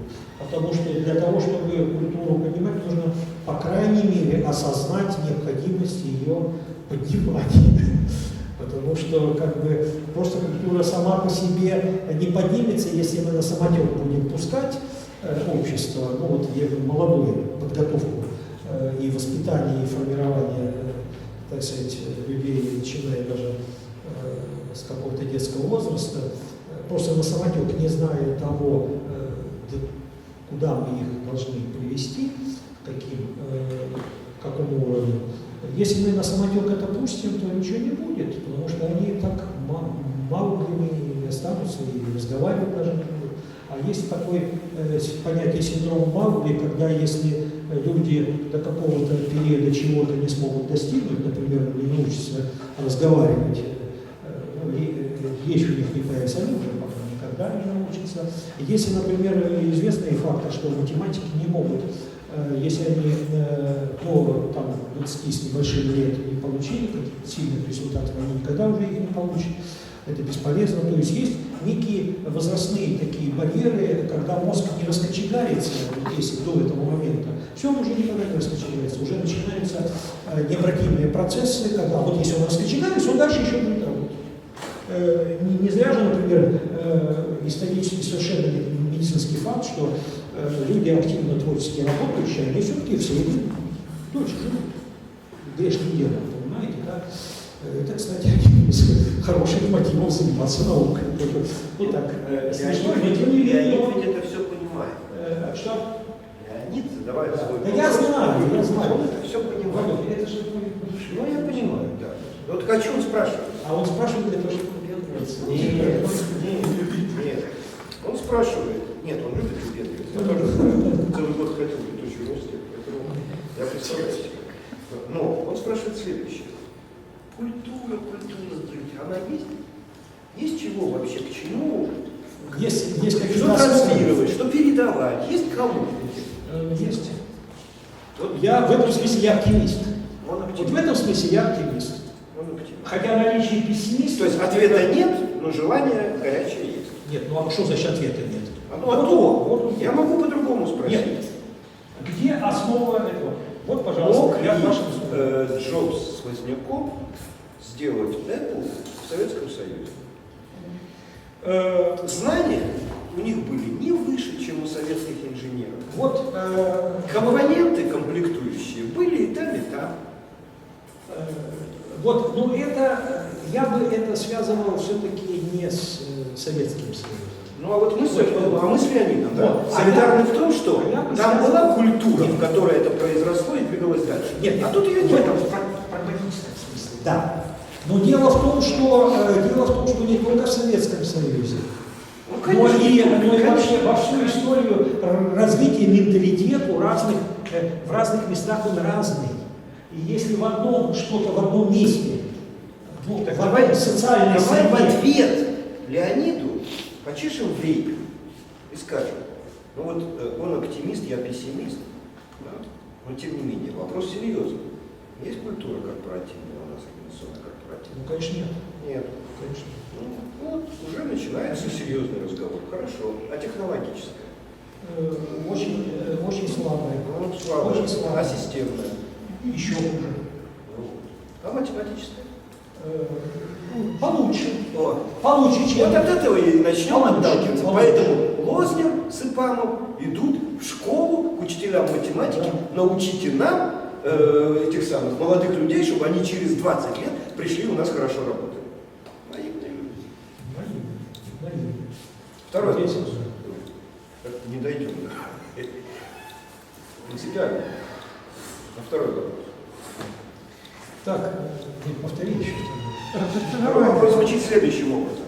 Мы двигались, да, к чему-то пришли, а его интересует, а нет ли разочарования, которые могут показать, насколько... В науке, могу ли? Науки в целом? Я скажу, тест теорема неповноти Гьоделя – это одно зачарование, а можно и другие вызывать. Зачем? Не надо это самое. Я, конечно, извиняюсь. Я вот в этом смысле в науке, особенно вот в нашей науке, таких барьеров, ну, так сказать, как бы иллюзий, восприятия некоторых результатов как элементы разочарования было немало. Вот, например, классический пример, связанный с перспектровыми. Да? Была книга, которая была, так сказать, опубликовала результаты, что персептроны не способны решать некоторые задачи, вообще их, к ним не надо, вот к этим нейронным сетям серьезно относиться. На самом деле авторы имели в виду немногослойные нейронные сети. Да? Никогда, и фактически вот это вот, ну, поскольку они были очень авторитетными, это просто остановило эту область развития на несколько, ну, на 1,5 десятилетия, это точно. Да? Разочарование и проблем объективно не бывает, они бывают в головах. Вот мы это воспринимаем как разочарование. А почему? Вовсе нет. Вовсе нет. Это как бы некая данность, которую надо включить мозги и спокойно двигаться дальше, анализировать. А может это не так все грустно, может быть это не так, может быть надо слева зайти, справа зайти, включать мозги надо.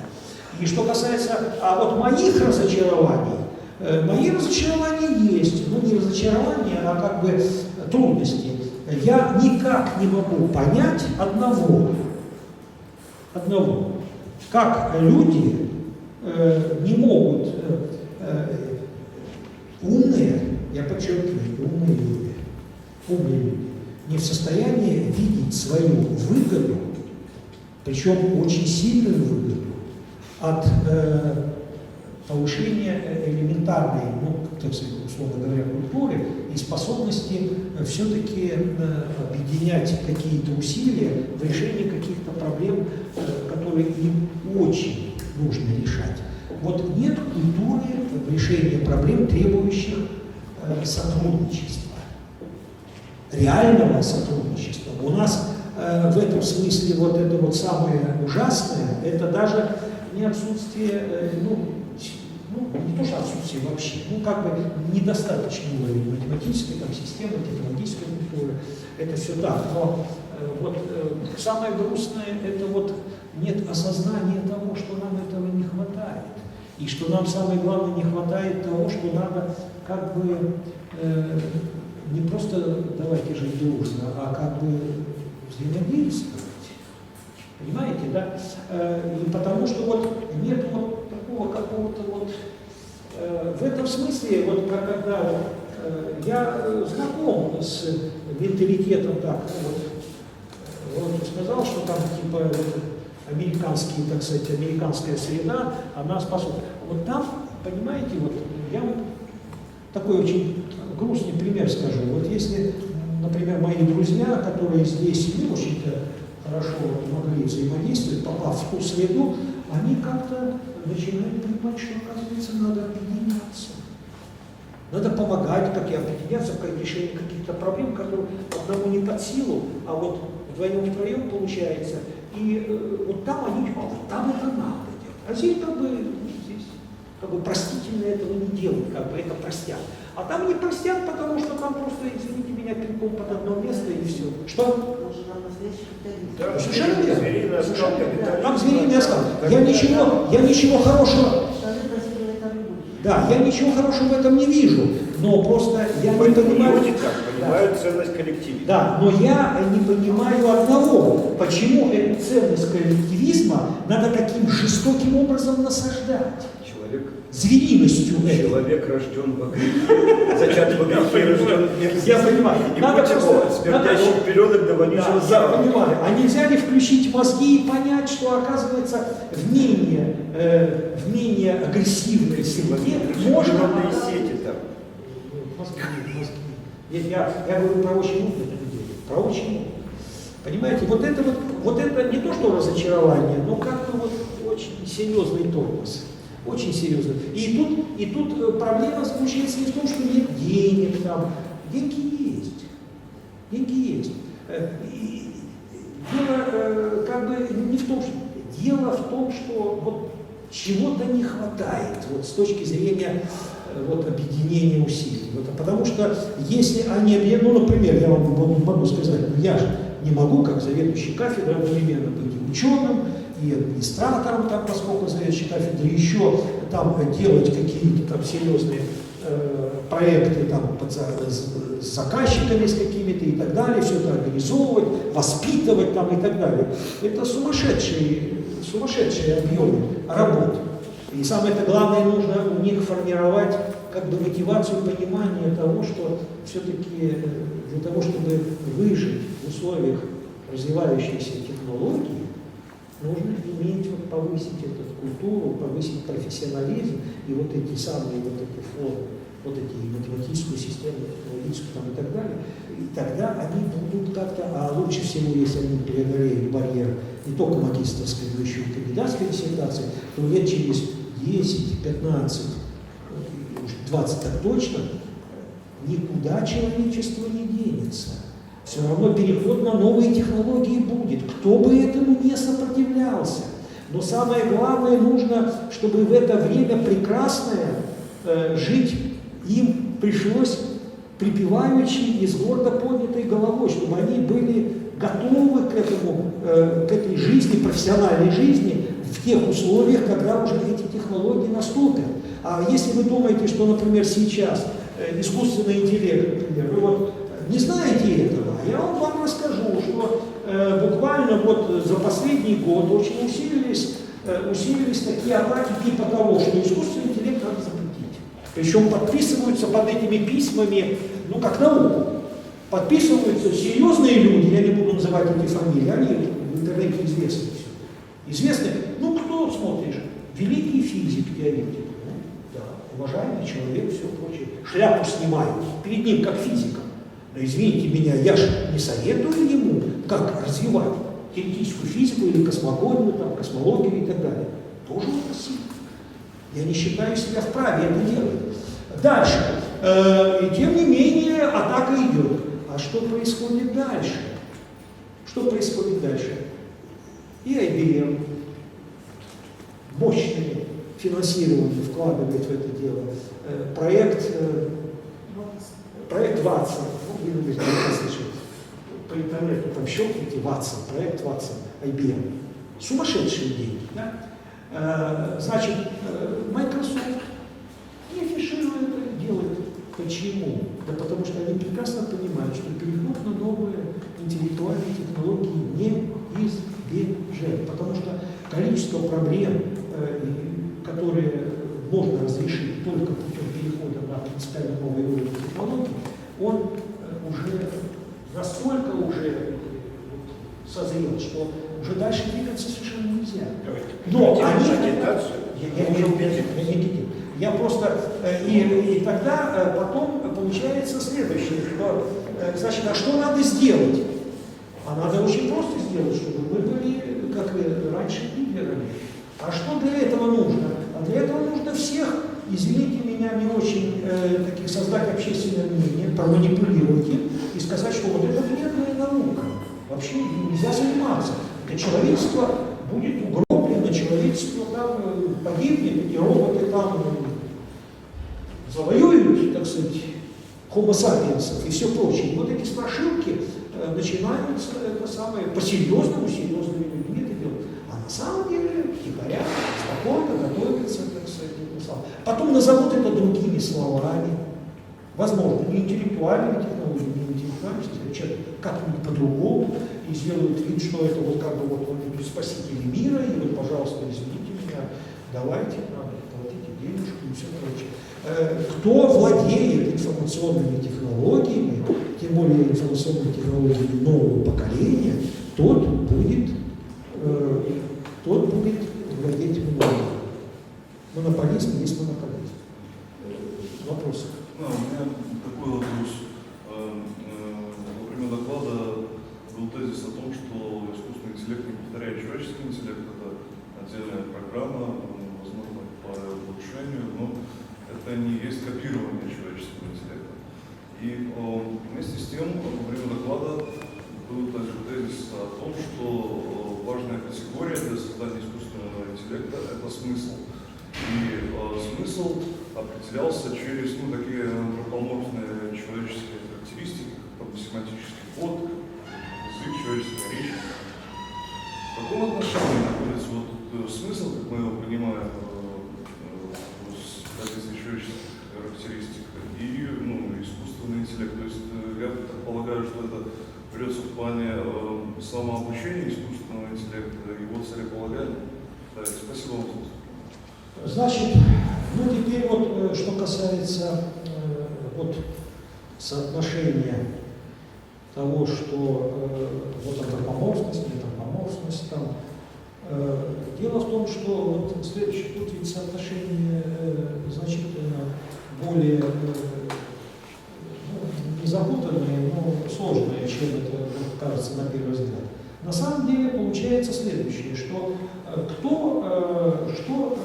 какие объекты вообще могут быть ориентиром для разработки интеллектуальных систем и соответствующих технологий. Да, обычные животные, волки, собаки, там, так сказать, Homo sapiens, их, вот эти объекты кто изучал? Да, психология изучала, экология, там, так сказать, различные нейрофизиология там, и так далее. Много наук, которые накопили какие-то результаты. И некоторые из этих результатов могут быть полезны для того, чтобы нам как-то ставить более конкретные технические задачи на разработку вот тех систем, которые обладают свойствами, похожими на те, которыми обладают высшие животные, люди и так далее. Но вовсе не обязательно в целях этого копирования. Дело в том, что вся наука развивается все-таки по принципу аналогии. Невозможно в науке что-то сделать, не подметив что-то в какой-то другой области. Не зря говорят, что на стыках рождается сильный результат. Да по той банальной причине, когда возникает понимание того, что вот то, над чем ты мучаешься, уже где-то что-то подобное сделано. Самое главное, нужно научиться иметь глаза, которые заметят вот эту аналогию, и потом эту аналогию из более продвинутой области взять и как-то использовать. Как-то использовать, но не обязательно в буквальном виде. Не обязательно буквально, прямо один в один. Но вся наука развивается как по аналогии. В этом смысле, да, те системы, которые условно называются интеллектуальными, они действительно в каком-то смысле используют результаты психологии, результаты, ну, даже каких-то философских аспектов, например, современная теория онтологии, так сказать, и теория познания, они вообще очень сильно начинают, так сказать, вот, интерферировать между собой, понимаете? Это здорово. Я это все. Ничего не понимаю в вопросе. А что, собственно, антропоморфного в семантическом коде? Слово «смысл», да, это антропоморфная вещь, да, в отличие, скажем, там, от значения в семантике. Но перетрактовка смысла в семантический код есть деантропоморфизация смысла. Примерно как, вот опять же, да, как Владимир Васильевич говорил. Смотрите, книга Винера, в которой излагается первичная схема кибернетическая, называется «Кибернетика или управление и связь в животных и машинах». Да, в животных и машинах. Причем схема Винера, ну, как черный ящик с входом-выходом и обратной связью, абсолютно, даже не аналогично, а изоморфно схеме условного рефлекса, дополненного Бернштейном и Анохиным, до рефлекторного кольца. Еще неизвестно, кто это. И они одинаковы, да? Но только в изучении собак и их этого слюноотделения на выведение этой схемы потребовалось около 30 лет. Винер это рассчитал в течение полугода. Ну, продумывая, может быть, несколько конференций животных, на которые он ездил, как бы, да, он придумывает эту схему. Они не аналогичны, они изоморфны. Да. А может тогда сократить свой вопрос? Да. А зачем вообще интеллектуальным системам категория смысла? Ну, объясняю. Значит, дело в том, что если мы не научимся, ну, уже мы как бы мы считаем, что мы уже почти научились, ну, там понятно, что совершенство безгранично, да, но если мы не будем переходить к представлению внутренних знаний, ну, описанию, так сказать, вот, к структуризации своей памяти на основе того, что мы называем смыслом, то есть как-то вот не свяжем это. То есть если память у нас не будет фактически моделью смысла того, что знает данная система. Модель.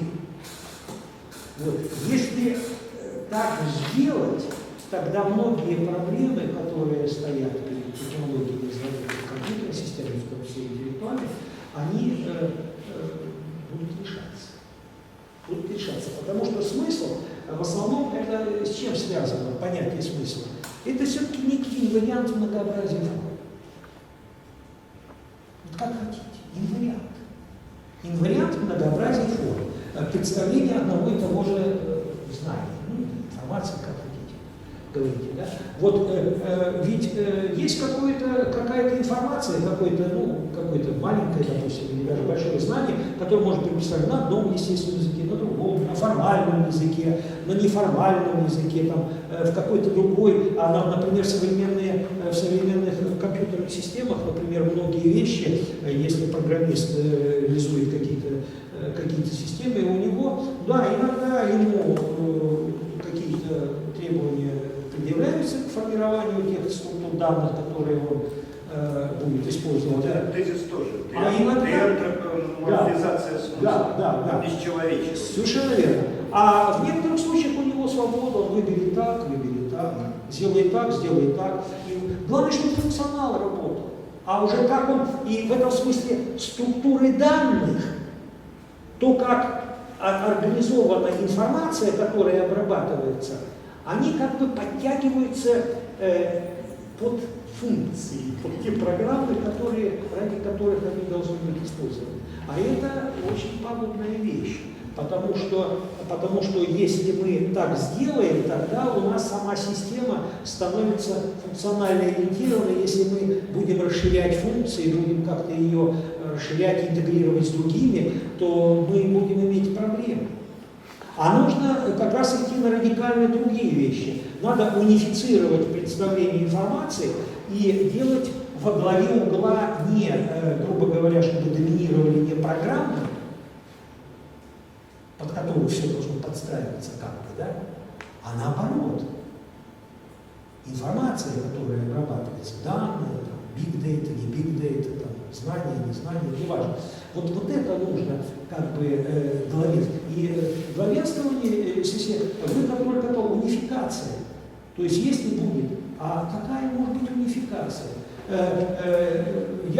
Кто-то скажет, что должна быть эта самая унификация. Какие требования к унификации? Не вариант смысла, что вот, например, как можно себе представить и упрощение синтаксиса, когда мы синтаксис этой информационной конструкции упростим настолько, чтобы там остался только смысл.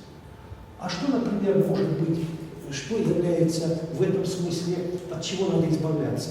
Ну, первое, от имен, например, потому что имена в одном языке одни, в другом другие, это все. Значит, имен там не должно быть. Второе, от синонимии, то есть от синонимии даже внутренней множественности вхождения одного и того же знака во внутреннюю картину мира. Потому что тогда это тоже... Что? Не знаю, но пока нет, это просто трактовка, уточнение того, что мы называем одним из вариантов не смысла. Вот не надо тут философию включать. Значит, одним из вариантов формализации смысла. Это не смысл. Это возможный некий язык, на котором можно его как бы изоморфно представить, чтобы эта конструкция информационная была бы... Если изоморфно, то это уже математически. Совершенно верно. Между языком машины и человека в любом случае будут гомоморфные отношения. Это безусловно. Да? Это безусловно. Когда Отсюда проблема понимания. Конечно.